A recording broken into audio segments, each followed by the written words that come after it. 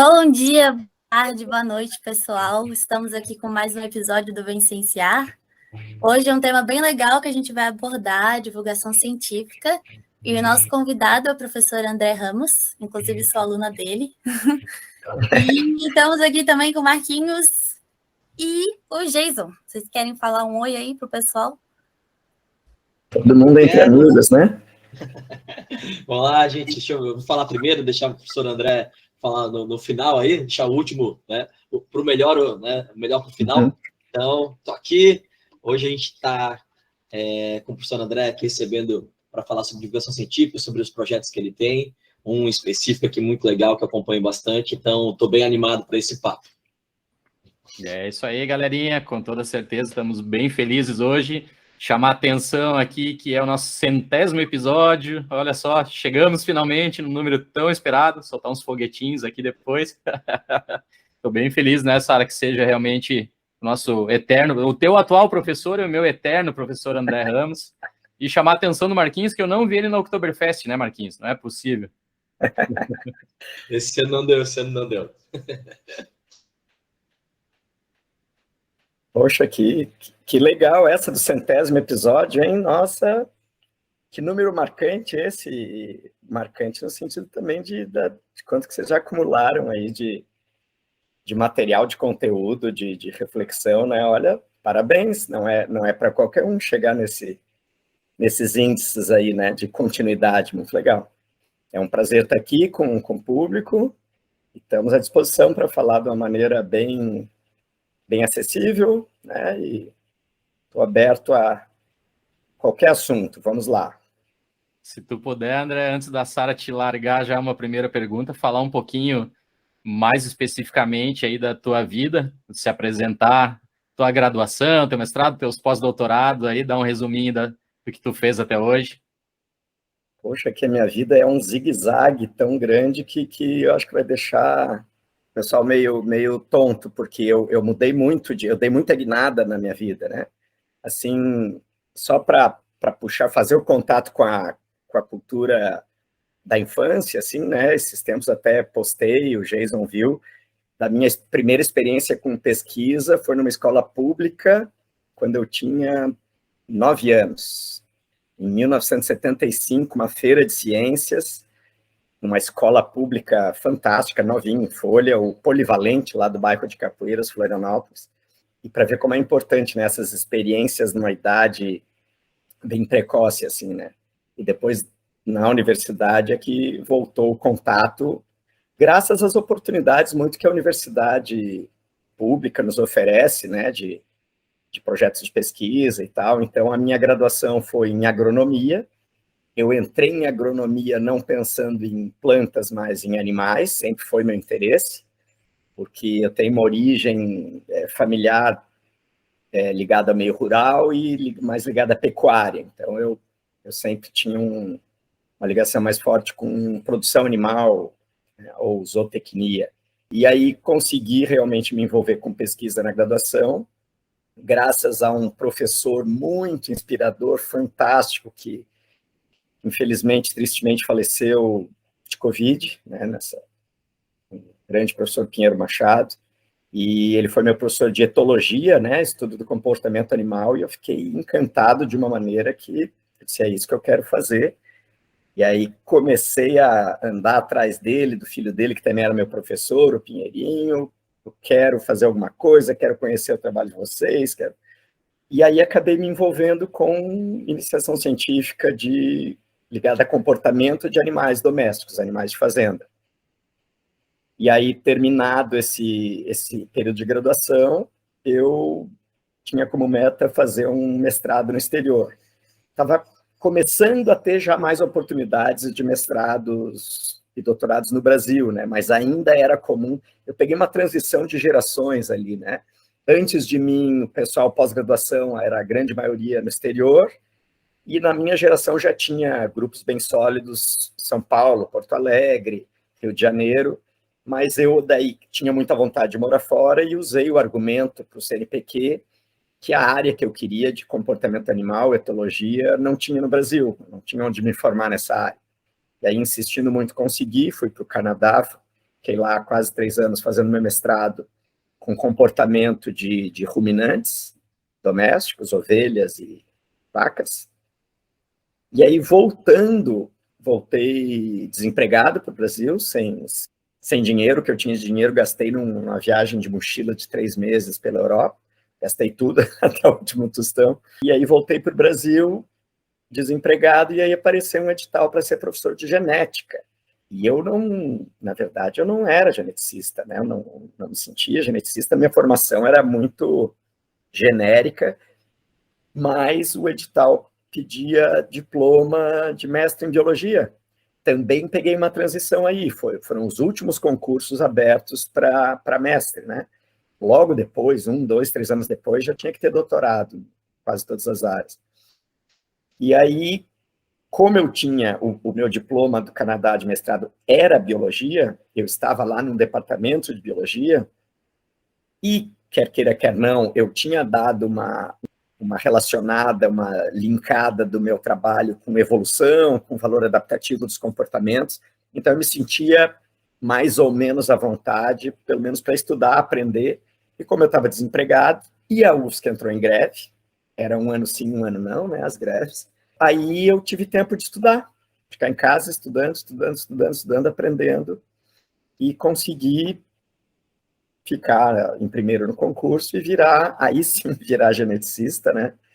Com 26 anos, eu virei professor da UFSC, e aí a minha meta de doutorado era juntar as coisas que eu gostava, que era o comportamento animal, com esse novo desafio e obrigação e compromisso que eu tinha assumido de fazer genética, de ensinar genética, de pesquisar genética. Então eu falei, quero agora genética do comportamento. Mas eu queria ir para a França. E, de novo, meio como ir para o Canadá, assim, não era tanto uma motivação acadêmica, assim, era porque na minha mochilada de 3 meses pela Europa, eu tinha me apaixonado pela França, pelo idioma, não falava nada, mas achava bonito, e, quero aprender. E aí comecei a mandar cartas, na época era fax ou correio, para vários lugares da França, dizendo, escuta, quero fazer em genética do comportamento, tem vaga para mim? Até que o meu orientador francês me aceitou num laboratório que estava recém sendo criado, de genética do estresse, e o meu orientador trabalhava tanto com animais domésticos como de laboratório, mas eu procurei ele pensando em animais domésticos, eu vi que tinha suínos e comportamento materno de porcos e tal, estresse. Ele disse, não, animal doméstico, as vagas estão ocupadas, estou precisando de alguém para trabalhar com rato. E eu disse, poxa, rato? Eu não sabia nem o que era, eu achava que rato era camundongo, na verdade. Quando eu vi o rato mesmo, eu levei um susto do tamanho. Aí eu disse, é isso, é rato. Aí eu disse, mas rato para trabalhar com o quê? Com ansiedade. Eu falei, ansiedade eu só conheço por ser ansioso, porque eu não sabia mais nada de ansiedade. E mapear genes, mapear regiões do genoma relacionadas com ansiedade, que eu também não fazia, nunca tinha feito técnicas de molecular, né? Era muito novo, a gente não tinha aparelho de PCR aqui, não tinha nada. Então era um desafio triplo, né? O rato, os modelos de ansiedade e a biologia molecular. E aí fiz o doutorado inteiro na Universidade de Bordeaux, França, fiquei quase 4 anos, e aí voltei e criei o laboratório, tendo o Jason como da primeira geração de orientados, e dos melhores que já tive até hoje, né? Os top, ele e o Leandro Vendrusco, que está no NIH dos Estados Unidos. E aí, o laboratório já fez 20 anos, e aí quando eu virei geneticista, e aí... Mas os interesses continuaram com umas antenas abertas para muita coisa. Nossa, que carreira incrível. Eu parei ali no... Comecei a dar aula com 26. Eu fiquei, meu Deus, você estava na UFSC já com 26 anos só. Tanto que tem uma história engraçada que o Jason conhece, porque aí eu voltei do doutorado, eu já tinha 32 do doutorado, porque eu entrei mestre, né? Então, quando eu voltei do doutorado, eu tinha 32 e entrei na pós da farmacologia e na pós de neurociências. Fiquei em 2 pós ao mesmo tempo. A pós da farmácia era lá no centro ainda, E aí tinha a secretária da pós, a Rita, né, que está até hoje trabalhando na UFSC, que ainda é muito legal, muito amiga nossa, mas na época ela não me conhecia. Aí um dia eu entrei na secretaria para atender o telefone, para usar o telefone, ligar para um ramal da UFSC. Ela disse, esse telefone aqui é só para professor, aluno tem que usar o orelhão lá embaixo. Eu disse, mas eu sou professor. Não, tu pode ser professor lá na tua faculdade, mas aqui na UFSC tu é aluno. Eu falei, não, aqui eu sou professor mesmo. Então, Nossa, que legal. Eu tinha e aparentava um pouquinho menos, então os alunos achavam que eu era aluno também. Não, e além de tudo isso, de ter sido professor de genética, é agrônomo, né? Você é formado em agronomia, é isso? Agronomia, e virei psicofarmacologista, neurocientista, etologista. Tudo. Eles viram tudo. E além de tudo isso, eu fiquei sabendo esse ano também, quando eu estava fazendo aula de Biologia Molecular 2 contigo. E você também escreve livros. Você tem livro de poesia, é isso, né? Fale mais sobre. Eu comecei muito cedo, que nem você, Sara. Eu comecei muito cedo, adolescente ainda. 15, 16 anos, meu primeiro livro, eu era estudante de graduação, livro de poemas, eu era estudante de graduação da UFSC, o nome do livro era Lata de Banha, e eu lancei ele pela Prefeitura de Lages, como eu tinha um vínculo ainda com Lages, consegui que a Prefeitura editasse. E aí, o poeminha que dava uma dica de por que o título Lata de Banha era aí está o desafio, aí está a façanha, extrair poesia de uma lata de banha. E aí eu já tinha esse gosto pelo rural, pela cultura urbana e rural internacional. E aí o segundo livro foi De Nariz na Vidraça, mas aí eu já era professor da UFSC, e aí saiu pela editora da UFSC, pela coleção Ipsis Literis.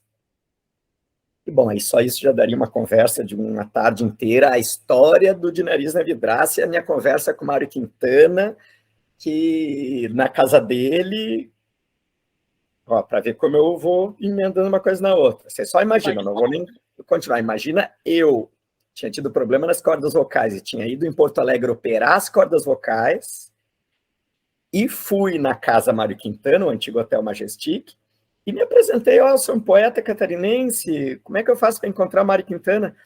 Peraí, a gente vai tentar encaixar na agenda dele. E encaixaram. Só que eles encaixaram para depois da cirurgia no Hospital das Clínicas. E depois da cirurgia eu não podia falar, eu tinha que falar sussurrando, bem baixinho. E o Mário Quintana já estava surdo, problema auditivo bem avançado. E eu fui recebido pelo Mário Quintana na casa dele, e a conversa era eu falando bem baixinho, a sobrinha dele falando bem alto para ele, e aí eu entreguei os originais, ainda do De Nariz na Vidraça, né? Aí esse livro saiu um pouco antes de eu ir para o doutorado, e aí depois, o último, terceiro, que já está fazendo um tempinho, O Anjo ao Contrário, foi em parceria com uma outra geneticista, pintora, artista plástica, Nadir Ferrari, que deu aí uma obra já misturando artes plásticas e poesia, né? Mas isso sempre teve muito presente em toda a minha carreira científica, inclusive a poesia me marcou muito, né? Porque começou muito cedo e eu era poeta antes de ser cientista, né? Então, tem muita relação. É legal, porque a ciência não deixa de ser arte, né? Parece que você está fazendo coisas muito diferentes, mas está tudo conectado, é tudo a mesma coisa. E você acha conexões, né? Eu me lembro que no meu mestrado no Canadá, quando eu escrevia o meu projeto de tese, lá se chama tese de mestrado, e quando eu já era tese mesmo, já era a tese final, o manuscrito, um membro da banca devolveu dizendo, olha, você tem que escrever de uma maneira mais objetiva, a ciência não é assim, você é cientista, você não é poeta. Eu disse, não, é que na verdade eu sou. É por isso que eu escrevo desse jeito.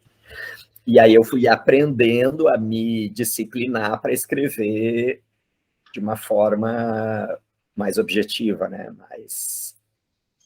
Mais adequada ao mundo científico, mas ainda volta e meio eu escorrego, ainda sai uma coisa meio literária. Mas como a Sara falou, escrever um artigo científico e ter um poder de síntese para botar as informações ali também é uma arte, né? Para saber. Bom, professor, eu vou perguntar para você aqui sobre a questão da divulgação científica. Eu e o Jason, a Sara está chegando agora na casa, na empresa, né? Uhum. Tá no estágio probatório ainda. Parabéns. Né? Ela ainda não tem a canequinha, então não é, tem que ter a canequinha. Eu quero a caneca. A minha está em branco, ó. A minha está em branco também, ó. Opa, vamos achar uma professora também. Mas aí, Jason, aqui a gente sempre conversa muito, a gente já fez episódios sobre o Carl Sagan, né? Que apesar de ser um sensacional astrofísico, o Sagan ele ficou muito mais famoso por ser um divulgador científico do que um cientista propriamente dito. Eu sempre brinco que aqui o cientista é o Jason e eu sou um entusiasta da ciência, né? Porque hoje eu não trabalho mais com pesquisa e tal. Mas o Sagan ele ficou muito famoso pela divulgação científica muito mais do que pelo lado cientista dele, né? E então eu queria perguntar para você, André, como é que surgiu essa vontade, né, ou necessidade de fazer divulgação científica? Como é que um cientista, um jovem cientista, dedicou tempo para divulgação? Né? Porque muitas vezes as pessoas não conseguem fazer as duas coisas, né? A gente tem divulgadores científicos sensacionais no Brasil, a gente tem um colega nosso de graduação, o Marcelo Valério, que faz um trabalho sensacional na UFPR de divulgação científica, então a gente sabe o quanto é difícil, né? Então eu queria te perguntar como é que foi essa passagem para a divulgação científica. Então deixa eu contar. Eu também não consigo fazer duas coisas, então por isso que foi uma guinada grande na minha vida, e eu já não era mais tão jovem assim. Mas eu acho que o que me levou a dar essa mudada de caminho foram alguns fatores, mas uma eu acho que é essa questão que a gente falou antes de poesia, de cultura. Eu acho que esse vínculo com a cultura e estar dentro do mundo da ciência naturalmente te leva à vontade de expressar coisas de uma forma diferente, né? Expressar o teu trabalho de uma forma que fuja justamente daquele modelo que me ensinaram na minha formação, né? Uma forma que desse mais liberdade. Então, eu acho que esse vínculo cultura-ciência, para mim, era muito forte, e aí meio que encaminhava para isso.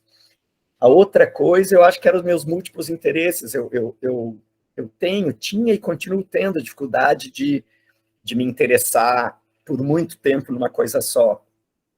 Mesmo na ciência, eu me interesso por muitas áreas diferentes e por coisas fora da ciência. Então, eu acho que depois eu já estava aí com 20 anos de carreira, quase. Já era professora há quase 20 anos.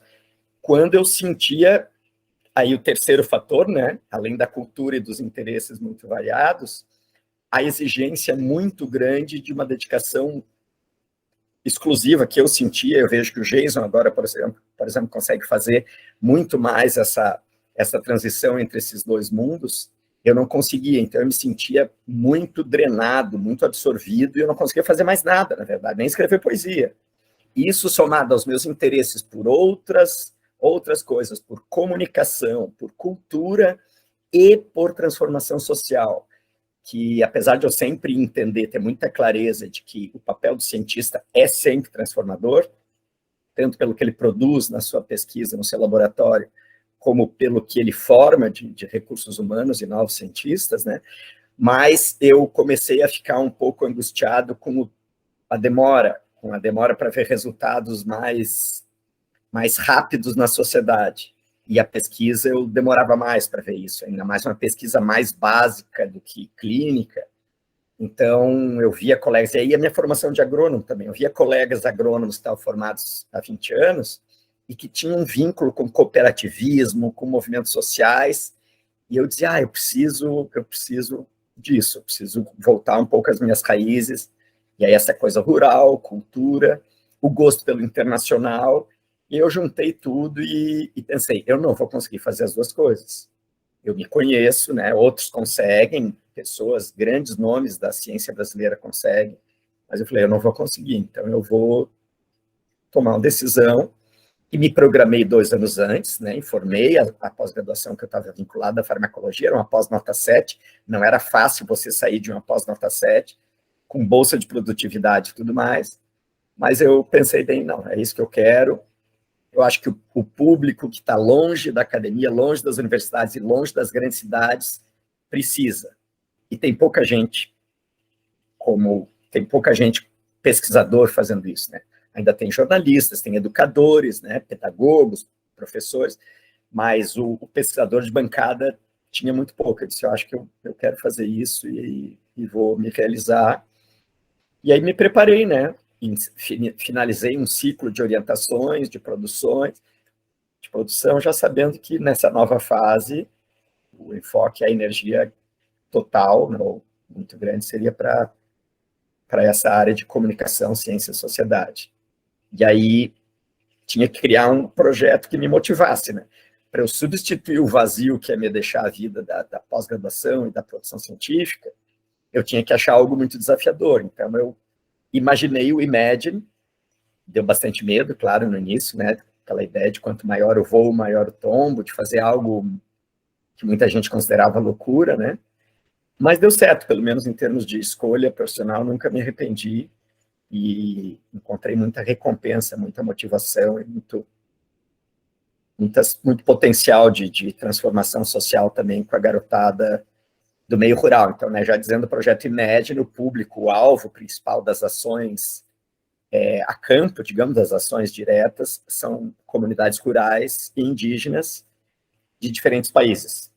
São esses dois ingredientes que me motivaram, né? A questão internacional, atravessar fronteiras de línguas e culturas e classes sociais, e de conectar com o meio rural e indígena. Ou seja, uma salada total, como é a minha cabeça e como foi a minha carreira. Mas é interessante contextualizar, né, André, porque o Marquinhos fala sempre da importância aqui de termos mais divulgadores científicos, mas o momento que você toma essa decisão tinha menos ainda do que tem agora, né, Marquinhos? Era, assim, o André tinha bolsa de produtividade, era um pesquisador, né, em ascendência na carreira, publicando em bons journals, e eu lembro, né, eu como estudante na época, o pessoal, pô, caramba, né, eu tava pós-doutorado, eu acho, o pessoal, nossa, como é que pode, o André, né, deixando a ciência e tal, e eu sabia que ele ia inventar alguma coisa até melhor, né, conhecendo já, mas realmente foi uma decisão bastante corajosa. Eu comparo hoje com a decisão do pessoal que deixa, de repente, né, o serviço público concursado aí nas universidades federais para, de repente, né, buscar uma outra vida, ou como divulgador, ou ir embora do país. É uma decisão bastante corajosa também. Mas, André, entrando nesse assunto realmente do Imagine, que acho que já é um espetacular sucesso, certamente a Sara e o Marquinhos adoram, né, o Imagine, e eu não sou diferente. Né, você falou já que o objetivo principal do projeto é levar aí ciência para as comunidades isoladas, e conta um pouquinho do que andou rolando, né, porque a gente sabe que, pelo menos nessa tua breve explicação do Imagine, a gente já sabe que a coisa foi muito mais além, né, e gerou frutos muito interessantes, né, inclusive com jogos e premiações, artigos espetaculares em revistas prestigiosas. Então faz um resuminho aí para quem não conhece o Imagine.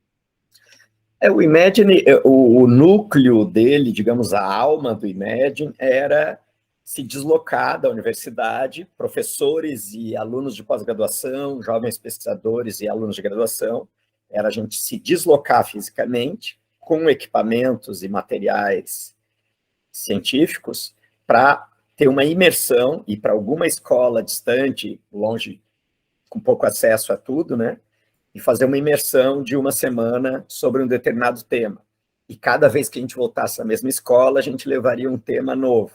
E para isso a gente precisava de uma equipe multidisciplinar. Então, só que esse espírito, digamos, gerava a parte presencial, que acabou sendo em termos de uso de tempo e mesmo de material, acabou sendo a minoritária. Ainda é a nossa marca, mas acabou, a gente hoje usa muito mais a comunicação digital, YouTube, Instagram, materiais em PDF, aulas à distância. Então, a gente virou muito multiplataforma, mas foi um desenvolvimento natural. Então, a motivação inicial era o face a face, né? Era o cara a cara, era criar um vínculo afetivo de amizade, né? Entre pesquisadores e jovens do campo ou de aldeias indígenas. Só que isso depois, o nosso material gerado apesar de ser pensado para o meio rural, ele acaba servindo para qualquer ambiente que precisa de uma linguagem bem acessível, né?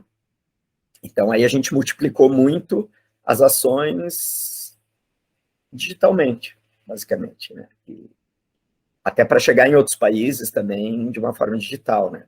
Fazendo material em 3 idiomas, o nosso site da internet em 4 idiomas, e nossos vídeos com legenda, nós chegamos a ter vídeo legendado em 14, 15 idiomas, né, incluindo idiomas indígenas, guarani, idiomas africanos. E então a internet possibilita a gente a chegar no mundo inteiro virtualmente, mesmo não podendo ir pessoalmente, né? Eu soube do projeto Imagine logo que eu entrei na graduação, acho que na terceira fase. E eu achei muito incrível que um professor da UFSC estava fazendo algo tão grande assim para o mundo, né? Quando eu vi também que era traduzido para várias línguas, todas as ações que vocês estavam fazendo, eu achei muito incrível. E eu acho que envolve muito política também, né? Quando você fala em divulgação, em educação de povos indígenas, pessoas de áreas rurais. E eu fiquei sabendo que você tem contato com a política, assim, né? Atuação na SBPC, eu vi aqui no roteiro, eu não entendi muito bem. Estou reproduzindo, mas essa parte da sua vida eu não conheço. Então, se quiser falar sobre, agradeço, tenho curiosidade. A política foi inevitável, né? Talvez eu tenha demorado para me dar conta de quanto a política estava vinculada ao trabalho do cientista e do divulgador, né? É claro, eu tive uma formação como estudante, eu participei de movimento estudantil. Então, foi lá que a primeira consciência política, formação política, começou lá, bem jovenzinho, né? Muito misturado com festa, com amizades, com namoro, mas nasceu lá. E depois, na universidade, você foca muito na parte produção científica, mas quando eu comecei a abrir a porta para a sociedade, para comunidades científicas, aí você vê que tudo é política mesmo, né? E aí, graças a um grande amigo e colega, o professor Paulo Hoffmann, né, que foi um professor muito conhecido, é ainda muito conhecido na biologia, apesar de estar aposentado, ele era apaixonado pela SBPC, e dizia, André, você tem que entrar na SBPC. E quando eu vi que a SBPC, Sociedade Brasileira para o Progresso da Ciência, sociedade fundada em 1948, tinha como pilares a divulgação científica, levar a ciência para a sociedade, e participar do desenho e da definição de políticas públicas para o país, eu disse, opa, perfeito, é a minha cara isso aí. E aí, então, a política que eu entrei foi uma política de militância científica, ativismo de defesa da ciência e da educação, através da SBPC. E aí eu virei sócio, depois virei secretário regional, e dediquei muito tempo a esse trabalho.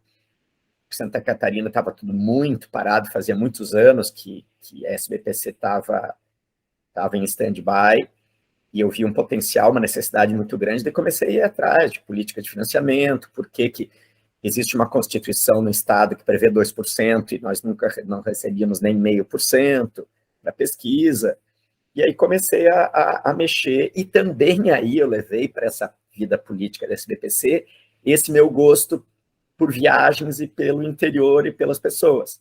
Eu disse, eu quero percorrer o estado de Santa Catarina para conversar com pesquisadores e estudantes do estado inteiro para a gente se mobilizar num grande movimento de defesa da ciência.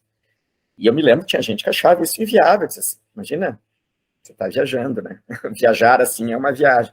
Pensar que você vai levar a SBPC e ainda vai ficar se deslocando. E eu fiz, e foi um grande prazer. Fui para todas as regiões do estado, fazia sempre, organizava reuniões antes de ir com pessoas de cada região, ia de ônibus, o ônibus da Reunidas, o ônibus da Catarinense, ou de carro, ou de carona, e com isso a gente começou a conhecer as realidades do interior do estado, né, que se sentiam, poxa, SBPC a gente só ouvia falar, a UFSC a gente aqui só ouve falar, pós-graduação também, que bom fazer esse vínculo, né? Aí foi essa a questão política. Né? Agora, claro, a hora que daí o Brasil mergulha numa era de retrocesso absoluto e absurdo, né? de ameaça à democracia, à ciência, de negacionismo, de violência. Aí eu já estava na política científica, e aí, de novo, se descobre que não tem como desvincular isso da política mesmo, né? Como a gente está vivendo agora, uma política, no caso, eleitoral, né? Mas que os cientistas têm que se posicionar. Então, sempre me posiciono como um cientista, né? Até no meu Instagram, que eu abri recentemente, só pelo momento que o Brasil estava exigindo, eu botei lá, né? Um cara interessado em educação, ciência e cultura. A política é só consequência. E é mesmo, né? É por aí. A gente sempre fala aqui, né, André? Até já recebemos o Lela, né, Marquinhos, que deu uma super aula para nós aqui sobre a parte mais básica da política, né? E ele defende a tese que é muito parecido da nossa tese aqui, de que política está envolvida em todos os momentos das nossas vidas, né? Ele dá, no episódio específico, ele dá o exemplo lá do interruptor e de outras decisões, né? Quando você vai pegar um ônibus, se está longe da tua casa, se não está, se você tem um abrigo para se proteger da chuva ou não, né? Tudo passou por uma decisão política e, infelizmente, as pessoas que não se envolveram nessas decisões, nesses debates, agora, né, tem que arcar as consequências de pessoas que definiram aí o mundo por elas. E aqui a gente sempre fala, né, assim como a política, a ciência também está envolvida em todos os momentos, né, das vidas das pessoas. O próprio exemplo aí do interruptor, né? O interruptor é basicamente um botãozinho ali de plástico e tal, que vai te trazer uma corrente elétrica, né, para dentro da tua casa para gerar uma iluminação, via uma lâmpada, enfim. Então, tem ciência, tem política em todos os momentos, mas, de novo, Marquinhos e Sara, assim, não é o usual, né? A gente vê poucos cientistas se posicionando politicamente ou mesmo atuando, né, como políticos. Marquinhos já falou várias vezes aqui, né, que da importância, pode até comentar sobre isso, né, a importância de ter cada vez mais cientistas políticos, né, dentro da política, atuando dessa maneira, mas realmente eu fico pensando, bom, temos que abrir mão de alguma coisa, né, não dá para abraçar tudo. Uma coisa que eu descobri também, um mundo que eu descobri, porque para mim a visão política era uma coisa mais dentro da academia e nessa relação de divulgação científica. Mas eu descobri o mundo dos poderes, poder executivo, legislativo, judiciário menos, que era um espaço que não tinha a nossa representatividade em Santa Catarina, né? E precisava, então, a hora que você descobre esse mundo, você começa a entender que existem orçamentos, que para ter um orçamento do Estado tem que ter um projeto de lei, do país também, né? Um projeto de lei orçamentária que tem que ser aprovado, e ali entram negociações, e então você descobre um mundo onde você tem que ocupar, aí você descobre que você tem, inclusive, a obrigação de ocupar, e principalmente, o grande mito que se desfaz é político, é tudo igual, não vale a pena. Não é verdade mesmo. Ainda bem, né? Ainda bem que não é verdade. E então tem políticos preocupados com a educação, tem políticos preocupados com ciência, em todos os lugares, né? Pessoas como nós que foram por esse caminho. A gente tem que formar uma rede desses bons políticos com cientistas e professores educadores dispostos a gastar seu tempo para articular e organizar e criar um movimento de defesa da educação e da ciência. Isso o brasileiro tem muito que aprender ainda, né? Muito, né, André? Eu vou te cortar aqui um pouquinho, Geison, mas o Geison falou do Lela, né, que é um colega, um amigo que eu tenho aqui, que foi vereador aqui em Floripa e tal, e ele tem um cuidado, uma preocupação com a educação e com a ciência, né? E isso já começa do âmbito municipal e tem que ir para o estadual, a gente tem que eleger deputados estaduais que se preocupem com educação e com ciência, federais também, então a gente tem que ter representatividade. Isso só vai acontecer quando cientistas entrarem em cargos públicos, porque a força ainda é muito pequena, né, de políticos de carreira que têm essa noção. Então a gente precisa que cientistas virem políticos, né, para a gente conseguir trazer isso, né, para o ambiente político ali, para o legislativo, para o executivo e tal. Mas eu estava querendo comentar aqui que eu vejo muitos amigos meus que são da ciência e tal, muito neutros nesse momento. Então, aqui a gente está no momento... A gente no Vicenciar aqui nunca teve problema nenhum em se posicionar, em nenhum momento. Eu, como educador, nunca tive problema em me posicionar. Em sala de aula, não costumo falar. Mas nas minhas redes sociais, mesmo que sendo criticado por alunos, colegas e tal, eu me posiciono porque eu acho que é importante. E eu vejo que tem muita gente muito neutra, né? Nesse momento, tá neutro, cara, é escolher um lado. É ser cúmplice, né? Ser neutro, você vê uma agressão, você vê um assassinato, você vê um ataque, um ecocídio, e ser neutro é cumplicidade. Eu concordo, André. Então, a neutralidade, nesse momento, ela é maléfica, né, para a situação. Acho que muita gente, eu me posiciono o tempo inteiro em rede social e tal, porque, queira ou não queira, a gente acaba tendo um aluno que às vezes tem um pensamento, que vem da família e tal, mas ele vê em você algum valor, né, como professor, como pessoa, e ele vem conversar contigo. Então, muitas vezes, tu consegue abrir um pouco a cabeça de alguns alunos, né, e acho que vale muito a pena isso. Sim. E outra coisa que eu queria, antes de passar a palavra para você de novo, André, por favor, faz contato com o Paulo, que a gente está querendo ele no episódio aqui, ele está se escapando, né, gente? Ah, tá. O Paulo está se escapando. Eu tento convencê-lo. Agora, realmente, tendo o André tendo participado aqui com a gente, fica mais fácil, né, Marquinhos? Ganhamos um selo de credibilidade alto. Aí olha, vocês já estão aí com o nome bem consolidado. Ainda sobre a questão política que o Marquinho tocou, uma dificuldade, uma barreira para o cientista se tornar um político eleito, concorrer a um cargo público ou um professor, é voto. E acho que um erro é imaginar que um cientista poderia se eleger só com voto de cientista, ou que um professor só poderia se eleger com voto de professor ou com voto de aluno. Não se elege. Não se elege.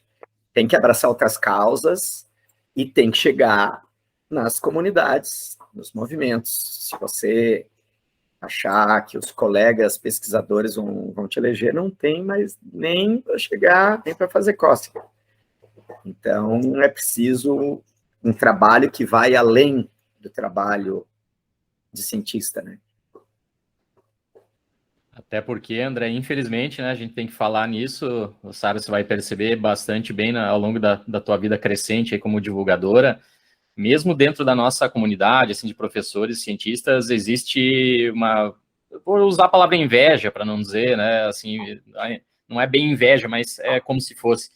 Então, né, a gente já sofreu isso bastante aqui, né, Marquinhos, assim, de, sabe, colegas nossos e as pessoas tacarem pedra ou desqualificarem, né, o trabalho que a gente faz de forma gratuita, voluntária e com bastante amor, simplesmente porque às vezes as coisas estão acontecendo, né? Eu sei que o André pode ter passado umas situações dessa também no Imagine, então realmente contar só com o apoio dos nossos pares, eles são, né, poucos perto da grande maioria que seria necessário para eleger, e ainda tem alguns que jogam contra o patrimônio, né? Enfim, faz parte da vida. Eu acho que existe um preconceito, na verdade, muito grande, na minha geração era muito grande, eu acho que hoje ainda existe, que é de achar que divulgação científica é para cara aposentado, ou para quem não sabe fazer mais nada, né?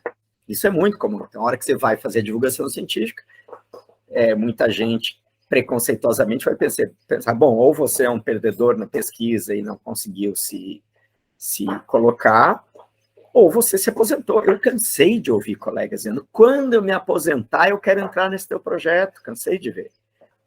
E muita gente até chegou, né, se aposentou e não entrou para projeto nenhum. Então, essa ideia de que o mau cientista ou o cientista cansado, que não produz mais, que vai para fazer uma atividade menor, né, é um problema muito sério, que depende também de políticas públicas. O próprio Andrei falou aqui para a gente um pouquinho nisso, né, que ele também, assim, sentia como jovem professor que não era valorizado suficientemente, né, como divulgador científico. Enfim. Mas não é mesmo, e não é em outros países também. Claro que aqui é pior, né? Tudo aqui, principalmente no Brasil de hoje, está numa escala bem pior. Mas é uma realidade que ainda custa muito a sair do discurso das instituições, mesmo de países ditos desenvolvidos, e ir para a valorização real. financiamento, currículo, pontos na avaliação.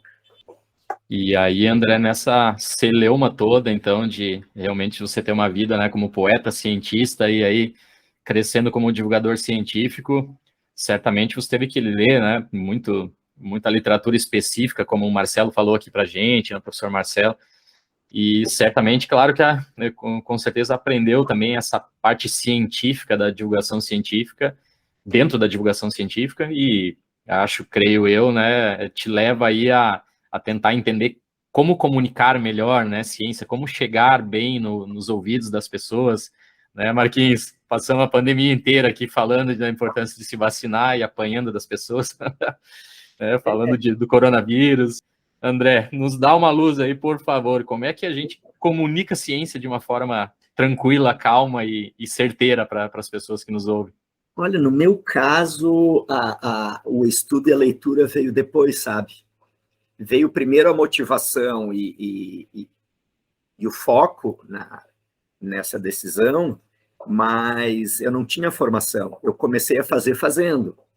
E a leitura veio como necessidade em paralelo, mas veio um pouco depois. Inclusive, por isso eu sofri preconceito, né? Assim, em vários momentos no início, pessoas que eram estudiosas da área da divulgação científica, que produziam artigos, livros, textos, produção científica, porque pesquisavam o tema, diziam, não, você não tem nem o direito quase de fazer isso, não usar essas palavras, mas chegaram a comparar com um ato médico. Você não pode, aqueles atos médicos, você não é médico. Então, você ser um pesquisador de genética do comportamento e querer se enfiar em escolas, você está entrando num território que você não deveria e que não é bem visto, que você não tem competência para isso. E isso me foi dito por pares. E aí o meu contra-argumento, primeiro surpresa, né? Primeiro choque, mas meu contra-argumento foi, poxa, se depois de 20 anos convivendo com jovens numa sala, ensinando de uma maneira que eu sempre fiz de forma muito interativa, muito participativa, né? A Sara sabe disso, o Gênesis sabe disso. Pô, então, eu sirvo para ensinar o meu doutorado científico, serviu para me tornar um professor, formar jovens. Eu tenho uma cultura, como todo mundo tem a sua cultura, de conviver com pessoas da sociedade, das comunidades, né? Então, a gente sabe se comunicar, todo mundo sabe se comunicar, e dizer que eu não tenho, digamos, a credencial para ir para uma escola por onde ninguém está indo e falar de ciência, pelo amor de Deus, né? Então se eu só conseguir falar em congresso científico para outros cientistas, aí a coisa estaria feia mesmo, né? Então é isso, existe essa visão, você como pesquisador sair do laboratório e se comunicar sem ter feito antes um mestrado, um doutorado, um pós-doutorado e produzido e publicado nessa área, não era, e acredito que ainda não é muito bem aceito. Até porque os editais que abrem de CAPES, de Ministério da Ciência e Tecnologia, de MEC, os editais que abrem para fazer divulgação científica, eles vão dizer lá aonde que os teus doutorandos vão fazer o sanduíche, a tese, o doutorado de sanduíche. Ainda não consegue enxergar uma divulgação científica enquanto atividade de extensão, como se tivesse que ser necessariamente vinculado ao estudo. Inclusive me diziam, você vai trabalhar com DNA de animais e de plantas, ou até de seres humanos no interior, numa escola do interior, você não pode, você não tem direito, tem muita burocracia, porque fazer pesquisa com material genético, eu disse, mas pesquisa, eu não estou fazendo pesquisa. Eu não estou indo lá para coletar dados e publicar. Eu não estou indo lá para gerar uma tese, gerar um artigo. Então, eu não me enquadro, não estou me enquadrando como uma atividade de pesquisa, estou me enquadrando como uma atividade de extensão, que se mescla muito com o ensino, né? É ensino fora da universidade e extensão. E com esse meu olhar, em muitos ambientes acadêmicos de especialistas, eu nunca consegui entrar, na verdade. Congressos de área, congresso especialista, é muito difícil, porque eu não produzo nessa área, né? Eu faço divulgação científica, não pesquiso divulgação científica. Então, eu acho que são uns abismos, né, uns muros aí que a gente tem que quebrar, porque isso só desestimula, né, só desencoraja, desacredita pessoas que poderiam estar fazendo muito mais. Você precisasse ter o carimbo. Aliás, eu também dizia, Rosado, eu sou agrônomo, eu não tenho licenciatura, como é que estão me deixando ensinar há mais de 20 anos? Como é que me deixam entrar numa sala de aula para ensinar, formar alunos se eu não fiz licenciatura? Então, eu não tenho competência para isso também. Como é que meu diploma de doutor só valeu para dar aula, mas não vale para eu ir para uma escola? A verdade é que o meio acadêmico ele é um pouco preconceituoso em vários pontos, né? Eu sinto um pouco esse preconceito também, porque eu não sou um cientista, né? Eu não tenho, por exemplo, uma pós stricto sensu, né? Tem pós lato sensu só. A minha formação é de professor, né? Na verdade, sou bacharel em biologia e licenciado, mas eu não sou um pesquisador de formação, pesquisei durante a graduação, um pouquinho depois ali. E aí as pessoas às vezes acham que eu não tenho essa capacidade de divulgar a ciência, mas é como o André acabou de falar, né? Eu não estou pesquisando, eu estou divulgando o que foi pesquisado, né? E aí, para isso, a gente tem as ferramentas e é óbvio que tem uma ciência por trás disso, né? A gente sempre defende isso, né? A gente tem várias maneiras de divulgação, tem podcasts que fazem uma divulgação com um aprofundamento maior dos temas, mais focado para quem já é da ciência. A gente tem uma outra proposta de ser, né, uma linguagem mais acessível. Aí tem perfis de Instagram que faz divulgação científica. Então, tem várias maneiras, né, que é importante divulgar, né? Então, alguns vão se identificar mais com uma maneira ou com outra, mas o importante é que a ciência seja divulgada, né? E principalmente entender que a divulgação científica não tem dono, né? Assim como um divulgador científico pode ser uma pessoa, um jornalista, ele pode ser da área da comunicação, ele pode ser da área da educação, e pode até ser cientista, né, para fazer a divulgação científica. Então, essa ideia meio de reserva de mercado ou de território, né, uma coisa, não, aqui só pode entrar quem tem na carteirinha, é um pensamento muito atrasado, né, e tem que mudar urgentemente. E essa tentativa, André, da disciplina que você criou agora na UFSC, inclusive a Sara pode falar o que ela está achando, a Línguas na Ciência, é um pouco uma tentativa de diminuir esse abismo todo que você bem pontuou aqui para a gente? Aí é uma tentativa com um objetivo e um método diferente, porque nessa disciplina, né, as Línguas da Ciência, ou The Languages of Science, ela nasceu de uma cooperação internacional. Eu passei o ano de 2021, um ano e um pouquinho na França, como professor visitante na Universidade de Bordeaux, para desenvolver um projeto de divulgação científica que, na verdade, tinha que estar inserido nos currículos da Universidade de Bordeaux. Então, eles queriam o meu know-how, minha competência, e lá foram muito mais abertos do que muitos meios acadêmicos no Brasil, muito mais. Nunca ninguém me perguntou cadê tua publicação nessa área para poder fazer isso. Eles se baseavam na experiência, nos resultados, né, no que você mostrava. E só que aí o enfoque era formar cientistas, não mais na escola, mas na universidade, né? Então agora o enfoque é em graduandos. Então, é quem já está no ambiente universitário, que já está encaminhado para se tornar ou um cientista ou um profissional que esteja uma formação científica, né? Pode ser um profissional liberal, pode ser um servidor público, pode ser um autônomo, um empresário, mas, assim, formar o futuro cidadão na sua formação científica, inserir a sociedade, inserir a comunicação científica. Então, foi um objetivo bem já diferente, né? mais ambicioso, talvez por um lado, porque aí implica entrar nos currículos, né?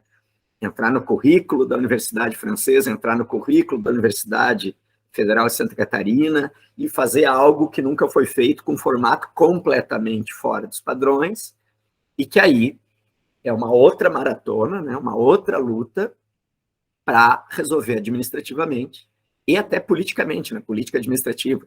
Bom, mas tua disciplina é inglês, não pode ser, tua disciplina é por um monte de curso, tua disciplina tem que ter uma seleção, não pode ser... E aí entra em conflito com regimentos, com resoluções, tanto do Brasil quanto da França, né? A rigidez acadêmica dificulta, mas ela já está na segunda edição, no segundo ano. Foi uma experiência incrível, completamente inovadora para mim e para todo mundo. Eu disse para os alunos já do ano passado, bem mais do que para esse ano ela já está mais formatada, mas no ano passado, vocês são coautores disso, pessoal. O que a gente vai fazer aqui, eu tenho um norte, eu tenho propostas, mas eu nunca testei na minha vida. Nós vamos ir testando e adaptando, e no final nós todos seremos coautores dessa disciplina. E assim foi, né? Foi muito ajustando à medida, como é que diz? À medida que a carroça anda, as abóboras vão se ajeitando. Então foi assim, mas foi feito. Chegamos no final, né? E agora estamos na segunda edição, já numa situação diferente, porque a primeira edição eu estava fisicamente na França, eu podia ter contato com os estudantes franceses e estava à distância em relação aos estudantes brasileiros, que inclusive os estudantes brasileiros ainda não tinham saído do remoto, né? Os franceses, como a França teve responsabilidade, né? Não tinha um governo negacionista e tratou a pandemia com a seriedade que todo país que tem um governo que se preze, né, deveria tratar. Então, lá eles fizeram um controle muito mais baseado em evidência, em ciência, e conseguiram sair antes. Então, eles já tinham voltado para a sala de aula, já estavam no campus, já estavam num ambiente muito legal, e aqui estava todo mundo preso ainda na tela do computador. Agora está diferente, os franceses é que estão vendo a gente pelo computador, e a gente tem uma sala de aula onde a gente pode se encontrar fisicamente com os estudantes daqui de Santa Catarina.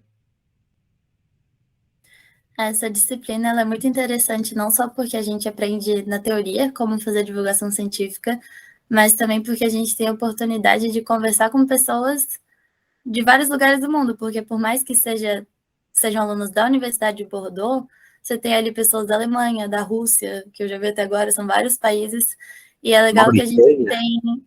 Oi? Mauritânia. Tem vários lugares. E daí é interessante que a gente pode fazer discussões em grupo, né? A gente é dividido em grupos menores, para poder conversar sobre um determinado assunto, sobre algum artigo que o professor pediu para a gente ler. E é legal que cada um fala também da sua realidade, do seu país, no momento da discussão. Não é só, vamos discutir o artigo, vamos discutir aquele assunto dentro da nossa realidade também, né? E envolve política também, é muito interessante. Eu estou achando muito bom fazer essa matéria. E estamos trabalhando nos projetos agora. É uma correria. Porque são lugares diferentes. Vocês agora entram numa nova fase onde vocês têm a possibilidade de interagir com os cientistas convidados, né? Que são cientistas de 15 países, de vários continentes, da África, da América Central, da América do Norte, do Brasil, cientistas indígenas, europeus. E esse painel de cientistas está à disposição para as equipes procurarem, interagirem, ter uma espécie de tutor internacional e já interagir aí com a cultura do cientista, né? Tem cientistas de Moçambique, do Benin, da Espanha, da Alemanha, do Canadá. E aí já vai ser uma outra abertura de horizonte para os alunos de graduação. Acaba, na verdade, esses vários passos que foram acontecendo ao longo da carreira, né? Se eu pensar desde o início, de quando saí da agronomia, mas principalmente depois da pós-graduação, vai sendo assim, se jogar num abismo várias vezes, sem saber exatamente se o paraquedas vai abrir, né? E, claro, dá medo, às vezes você se pergunta o que eu fui fazer, o que eu estou fazendo aqui, né? Eu me lembro muito bem da sensação de estar esperando um ônibus no Rio de Janeiro, um ônibus que ia me levar para o aeroporto à noite, para o Galeão para eu pegar o meu avião para ir para a França, fazer o doutorado, passar 4 anos na França. E lá, esperando o ônibus, eu disse, o que eu estou fazendo? Minha vida estava tão organizadinha, estava tudo no lugar. Eu fazia pesquisa, antes de eu estava fazendo pesquisa com suínos, com porcos do Colégio Agrícola de Camboriú. Eu fiz resuminho, publiquei, o que eu tenho que ir para a França, numa língua que eu ainda não domino, trabalhar com um animal que eu não domino, com um tema que eu não domino, e tem tudo para dar errado, pode dar muito errado. Eu cheguei a dizer, poxa, onde é que eu estava com a cabeça quando eu resolvi isso? Em outros momentos também, quando fui agora, né, como visitante para a França, vou fazer um projeto desse, mas eu disse, meu Deus, gente, na hora me pareceu uma boa ideia, mas agora está me parecendo muito complicado. Mas eu acho que essa coisa de você sempre empurrando, né, a fronteira, assim como a gente empurra a fronteira do conhecimento fazendo pesquisa, você empurrar a fronteira da divulgação científica, da educação, da interação com a sociedade, vai também ganhando espaços, né? Criando espaços para as novas gerações. É o que a gente pensa, né? Se os nossos alunos puderem superar e voar mais longe, é tudo que a gente quer. É verdade. Eu acho que na zona de conforto não se constrói nada também, né? Se a gente fica sempre na mesma, não faz nada grandioso. Verdade. Bom, André, então, já que a gente comentou sobre o projeto Imagine, aí fala pra gente como é que, quem quer conhecer mais o projeto, como é que pode acessar né, mais dicas que você pode dar pra gente aí, para quem quer saber mais sobre o projeto e também sobre divulgação científica de forma geral. Olha, o projeto ele tem várias plataformas que as pessoas acompanham de várias maneiras, né? A única parte que, infelizmente, muita gente vê e se diz, pô, eu quero ir para uma aldeia indígena, eu quero ir para uma comunidade rural. E isso, desde que o Brasil caiu num abismo de trevas, a gente não teve mais financiamento nem para uma passagem, nem para uma diária, para uma passagem, às vezes nem de ônibus ou para gasolina. Então, as idas a campo, a última que aconteceu no Brasil foi em 2017, e eu tive que fazer agora em 2021 na França. Tive que ir numa escola rural lá na França, porque aqui eu não tinha mais condições de fazer no Brasil. Mas tirando essa parte presencial, né, inclusive, aliás, já que mencionei a França, vai acontecer de novo pelo 2º ano na mesma escola rural da França. Os colegas franceses vão levar de novo o módulo do IMED. O IMED já está consolidado pelo 2º ano na França. A gente tem uma página, né, uma página do nosso projeto que é hospedada nas páginas UFSC, que se chama projetoimagine.ufsc.br. Então, essa é a forma primeira, mais antiga, né? E é lá que a gente tenta ter tudo em 4 idiomas. Como eu não tenho mais estagiário e bolsista faz bastante tempo, eu tenho que fazer tudo isso sozinho. Então, eu tenho que ir lá, fazer a tradução, corrigir. Agora, por exemplo, a página em português, eu fiz um negócio lá que apareceu em espanhol, porque não é fácil você manter tudo paralelo e publicar uma notícia e traduzir. E eu não tive tempo ainda para ir lá e arrumar essa página do espanhol e voltar a ser em português. Então, essa é a página onde, digamos, é uma biblioteca. Lá tem tudo, você tem acesso a tudo através dessa página. O YouTube, a gente teve um impulso grande na pandemia, transformando aulas, aí já não é mais nem divulgação, quer dizer, sei lá como que chama isso, aulas de genética, biologia molecular 1 e 2, excitogenética, que foram para o YouTube, tanto aulas, videoaulas, como aulas síncronas dialogadas com os alunos. E isso muita gente assiste, quer dizer, muita gente para mim, né? Não é nada para os youtubers aí, mas para o número que eu alcançava em sala de aula, é bastante gente. E aí, na pandemia, a gente lançou a série A Ciência na Pandemia. Né? Mais uma ideia meio maluca aí, mas que deu certo. Então, a gente fez 4 temporadas, cada uma com vários episódios, sobre os vírus, sobre os testes diagnósticos, sobre as vacinas e sobre os medicamentos. Isso também rende visualizações até hoje. Só que daí quem vai atrás da coisa mais roots, de ver o que a gente faz numa escola rural, numa aldeia indígena, tem que ir na playlist Missões a Campo, algo assim. E aí, então, o nosso canal YouTube, agora o YouTube está oferecendo identificador, né? O identificador é Projeto Imagine. Então, Projeto Imagine Tudo Junto é o nosso canal. Nós estamos com 2.000 e poucos inscritos, que para mim é bastante, né? E alguns vídeos são bastante vistos. Mas se for na playlist, deixa eu ver aqui, tem que na playlist Missões de Campo do Projeto Imagine, só que tem uma playlist para cada idioma. Tem em espanhol, em português e em inglês as playlists. Não é o áudio, mas são as legendas, né? Então, lá dá para ver a parte mais emocionante, mais bonita, mais tocante, que é ver a gente interagindo com os descendentes dos Incas, que ainda falam quechua lá no Vale Sagrado dos Incas, no Peru, com os jovens Guarani, com pessoas do interior de Lages, Escola Itinerante de Lages. E tem o Instagram, né, o nosso Instagram, que é o que está mais ativo hoje, mais atualizado, com um pouco mais de frequência, com os meus seguidores aí, que é Imagine UFSC. É o nosso perfil no Instagram, lá a gente posta bastante notícia. O que mais? O Facebook, na verdade, está sendo mais levado a reboque do Instagram, né? E é isso. E no site tem PDFs, tem manuais, tem roteiros de atividades práticas em diferentes idiomas que dá para fazer em qualquer lugar do mundo.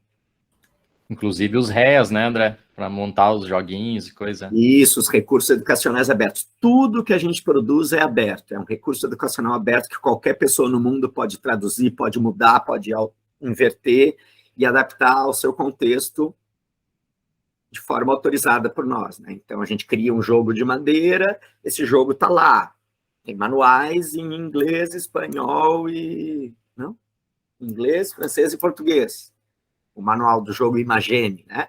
Está lá, qualquer pessoa que trabalhe com madeira pode pegar madeira e fazer esse jogo na sua comunidade.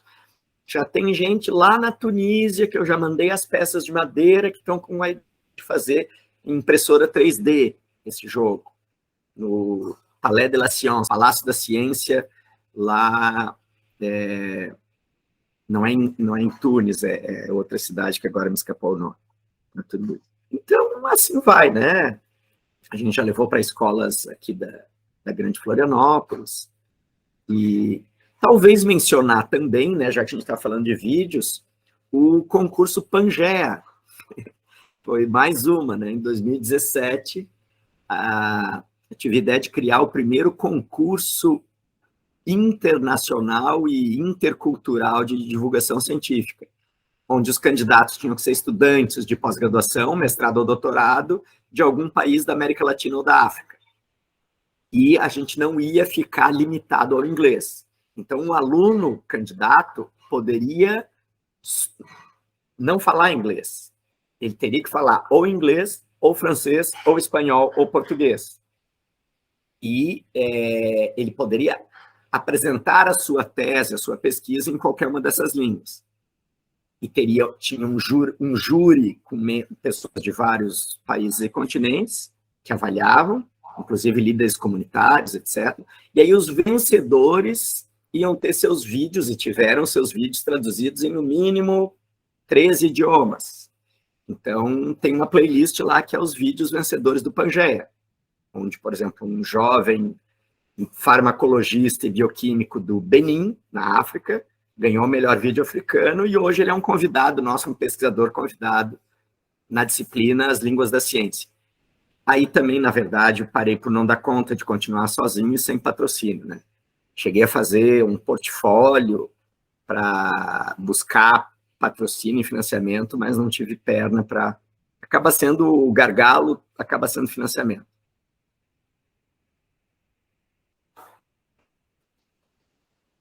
Então tá. Poxa, André, que aula que você deu pra gente. O Geisa, quando me avisou que você poderia participar, fiquei muito feliz, porque apesar de a gente não se conhecer pessoalmente, mas como eu conheço o Geison há 20 anos aqui, né, então, e o contato que vocês têm é muito, muito próximo, a gente sempre conversa, fala dos seus projetos, né, ele falou do Imagine, eu estou sempre, né, acompanhando ali, compartilho muitas coisas do Imagine na minha rede social também, para divulgar. Então, eu fiquei muito feliz com a tua participação, fiquei muito feliz que o 100º episódio do Vicenciar foi contigo, né? Então, Que orgulho, hein? Que honra.